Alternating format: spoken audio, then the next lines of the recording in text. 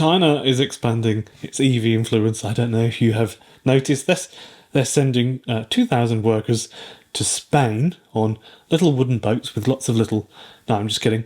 They will build a €4 billion battery factory. That's about 6.5 billion Australian dollars. The project is a joint venture with CATL and Stellantis. CATL is the world's biggest battery maker, and Stellantis is the fourth largest car group globally with all these different brands under them.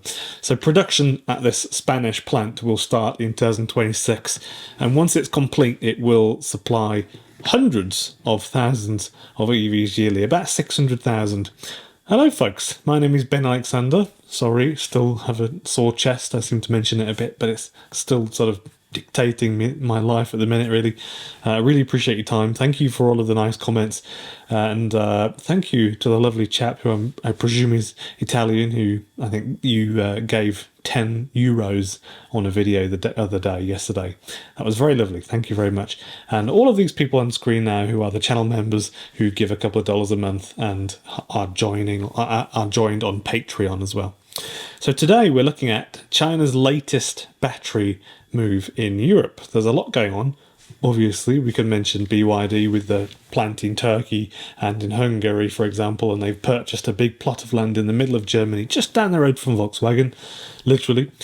And yeah, the Chinese car sales growing rapidly. They've pretty much tripled in the last year, really. So yeah, Tesla dropping off the face of the earth, seemingly.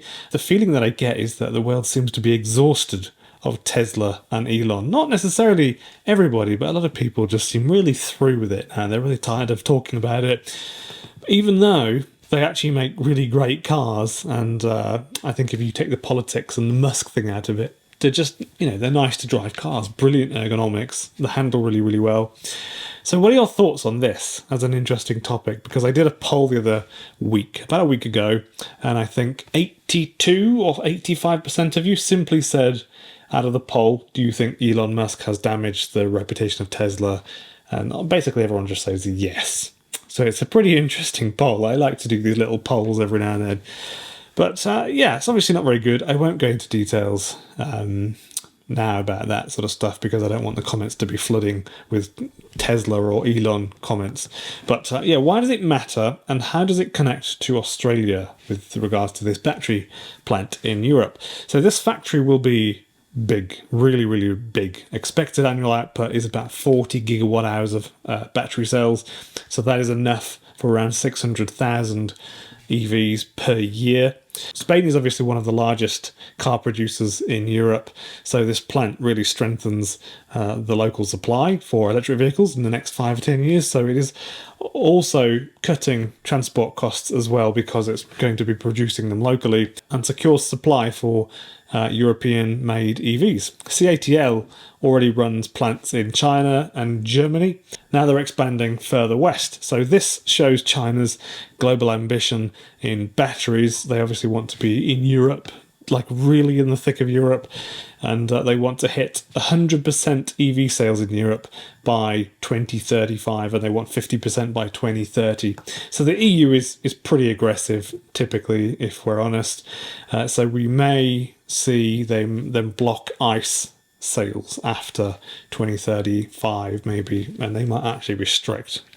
And yeah, to do that, they need to have a very secure supply of batteries. And right now, 70 to 80%, somewhere in that area, of the world's EV batteries came directly from China. Europe simply can't build that capacity alone fast enough, so this is obviously an issue.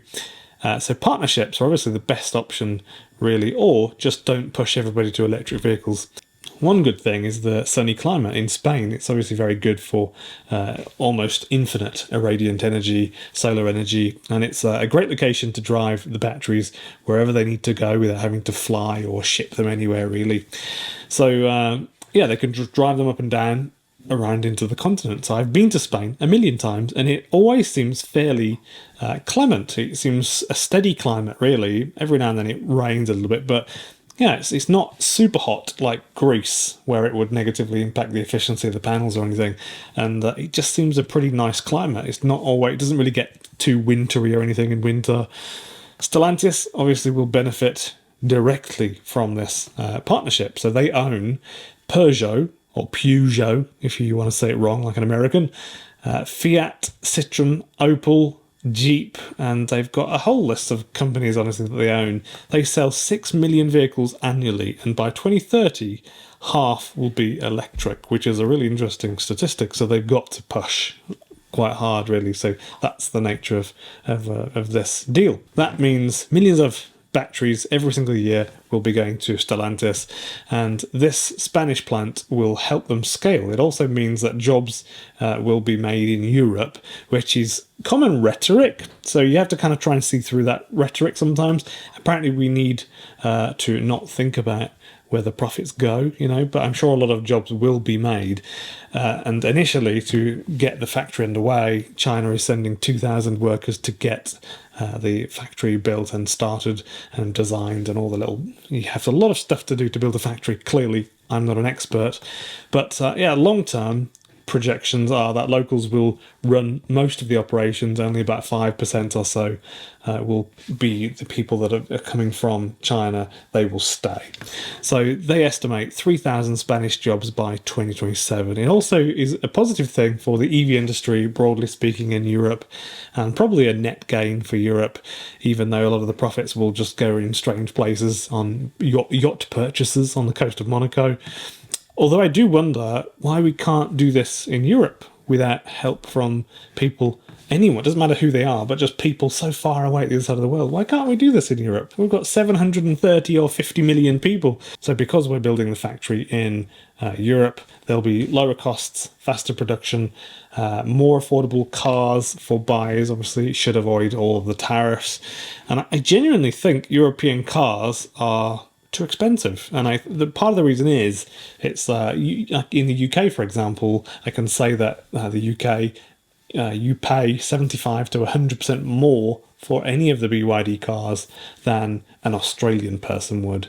And that's a strange thing when you consider the income and the spare money that people have.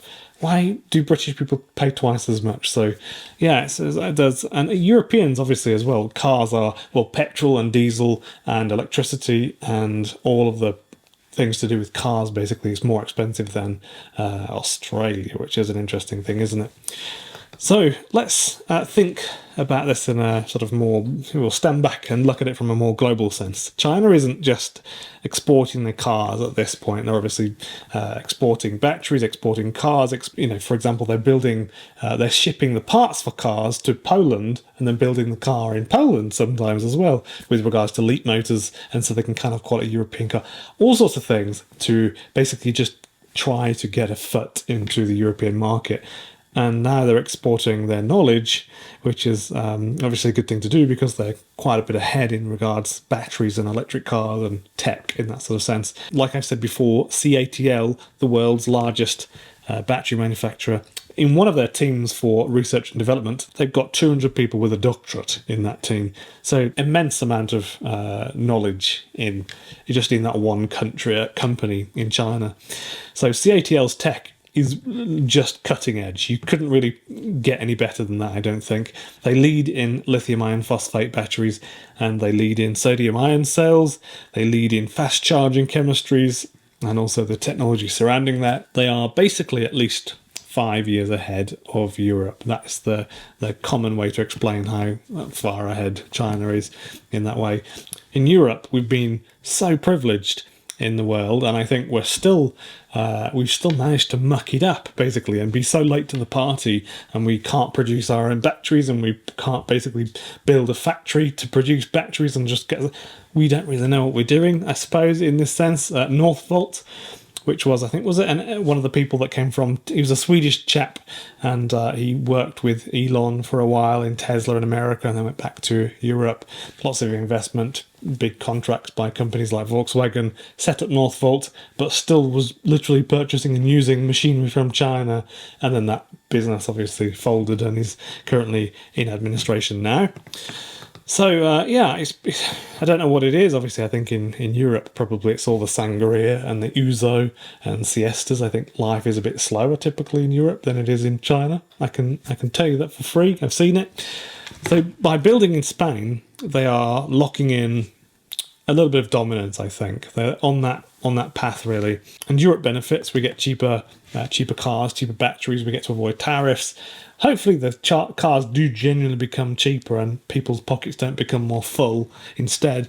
But they also risk long-term dependency. If politics turn sour as well, so supply could be at risk. So it's kind of balance of opportunity and control.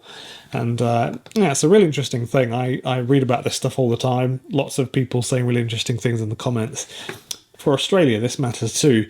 Australia exports a huge amount of lithium. It's over 50% of the world's lithium comes from Australia, literally. And Australia, obviously, is pretty rich. It's rich beyond belief, I think. And yet, there's obviously a housing crisis, homelessness crisis, cost of living crisis. So many people are telling me that in Australia, people, for example, shouldn't really have to pay for any energy at all, because the country is like Norway in a way. It's filthy rich, immense amounts of irradiant energy. Why are people not benefiting as much as they should from all of this mining and supplying the world with half of its lithium and all the other things that it sells too? It's beyond me, really. I'm just another person saying it. Obviously, it's not really an issue to pay a little bit of money every month for electricity at home. That's not an issue. It's kind of the other stuff, like the immense amounts of wealth just going offshore. One thing seems pretty certain too. Europe has an energy crisis, which is going to get worse, I think. Obviously, it's been a bit of a weird thing to read over the last year or two. So what do you think will help with that issue in the next 5 or 10 years for gas and oil and, for example, electricity? What do you think about it? And please feel free to put it in the comments. I don't really know how we will fix the issue, but I've got a few thoughts on the matter. Obviously, you may fare better with the solar panels in a warm climate, obviously, but where it's cold, I think you'll likely have some issues if things keep getting worse in the years ahead and the prices keep, really going up. So we have seen in the West, obviously, just how brutal capitalism is when certain companies keep pushing up their prices beyond belief, and you are sort of forced to pay the prices. The cost of energy in the UK to run central heating is horrendous now, isn't it? I'm kind of aware of it. I've been made privy. What are people paying for central heating to heat your houses in the UK per month? Can you put in the comments where you're from and the month or something like that, and put how much you're paying so that we can all see, because lots of people are really interested in that sort of stuff. Most of the lithium from Australia goes to China, obviously, for processing. Then China turns it into batteries, and then from batteries to cold hard cash, really, or digital cash, I suppose. And now those batteries will be made in Europe. So Australia is basically the raw supplier, but not yet a builder of any finished battery packs. So there is obviously an opportunity here, but I don't know if it makes any difference that quite literally in the last year, the Chinese have been circumnavigating Australia with military ships. I don't know. But I think there has been some intimidating stuff going on around the China-Australia sort of thing. If Australia invested in refining and production, then we could keep more value at home, I think. We could support our own EV growth. But right now, China really still owns the whole supply chain, and there's very little going on outside of China. So I just want to spend a minute as well to say thank you very much for watching and subscribing. I really do appreciate that. And all of these people who are on screen now are the channel members who have joined, and they give a couple of dollars a month on YouTube or on Patreon, or as I said, somebody gave 10 euros, I think, yesterday, something like that. They're really nice. Thank you very much. It really touches me when people do that, because you obviously enjoy watching my videos. That's very lovely. I have some thoughts on the government policy, but it's a bit left of centre, I think, for this channel. I don't really want to go into it, but I think we can all kind of agree that there's all sorts of different policies, but some of them fail us at sometimes. And I was in Brisbane the other day, and the traffic was completely stood still all over the city. I've never seen as many people in the city of Brisbane over the last 5 or 10 years. Apparently, they're raising the population by another 1 million by 2030. It's already at something like 2.6 or 2.7. So I don't see how that can improve the life of the people that are residing in Brisbane. And they're obviously clearly shafting the locals of a good life and the kids of those people. So, what a lovely country. But by golly, have the politicians gone wild and taken advantage of the system? So, I won't go into it, but you can say anything you like yourselves in the comments. I won't hold any comments. You can say anything you like. That doesn't matter to me. But just notice, I did put a post up recently saying YouTube has been just holding lots of weird comments, and I screenshotted from the account on YouTube and just showed you that it says that there's bad language in a comment, and it really is just nothing. It just says something like delete the door handles, and YouTube held it. A bit crazy.